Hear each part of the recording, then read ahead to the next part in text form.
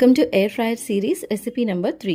ఈరోజు మనం చేయబోయే రెసిపీ వచ్చేసి లెగ్ జాయింట్స్ ఉన్నాయి కదండి, అవి ఫ్రై చేసుకోబోతున్నాం ఎయిర్ ఫ్రైయర్లో. సో అవుట్పుట్ ఎలా వస్తుంది అనేది ఎండ్ వరకు మీరే చూడండి.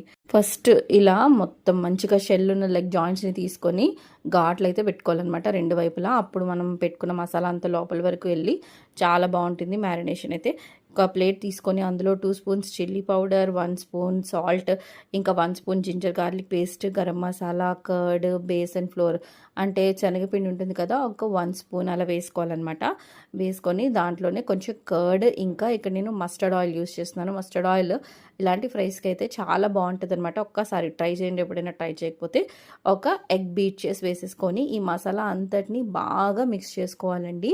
లమ్స్ లేకుండా బాగా మిక్స్ చేసేసుకోవాలన్నమాట. ఒక 1 మినిట్ అలాగా తిప్పుతూ ఉంటే మనకి ఈ కన్సిస్టెన్సీ వచ్చేస్తుంది. ఇప్పుడు మన లెగ్ జాయింట్స్ని దానికి మసాలాకి బాగా పట్టించేసేసుకొని ఒక హాఫ్ అన్ అవర్ పాటు రిఫ్రిజిరేట్ చేసుకోండి, ఇంకా బాగుంటుంది, బాగా మసాలాది పడుతుంది. ఇప్పుడు నేను ఎయిర్ ఫ్రైయర్లో ఉన్న బాస్కెట్కి పార్చ్మెంట్ పేపర్ వేసేసి ఈ లెగ్ పీస్ జాయింట్స్ ఉన్నాయి కదా, దాన్ని మంచిగా అలా ప్లేస్ చేసేసుకుంటున్నాను అనమాట. పార్చ్మెంట్ పేపర్ వేసుకోవడం వల్ల ఏంటంటే మనకి బేకింగ్ ట్రే అనేది ఏమైనా పాడవకుండా ఉంటుంది అనమాట. ఇప్పుడు ఎయిర్ ఫ్రైయర్ ఆన్ చేసుకొని బాస్కెట్లో పెట్టేసి నేను ఇందులో చికెన్ మోడ్ ఉంటుందన్నమాట. ఆ చికెన్ మోడ్ని సెలెక్ట్ చేసేసుకోవడమే. డైరెక్ట్గా మనకి ఆప్షన్స్ అనేవి వాడే ప్రీసెట్గా ఇచ్చేస్తుంటాడు అనమాట.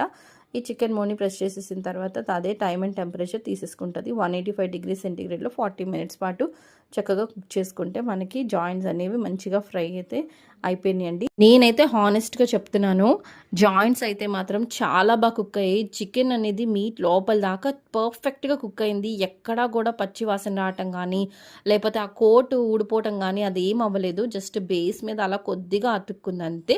That's not a big issue అసలు. నిజంగా చెప్తున్నాను అనమాట.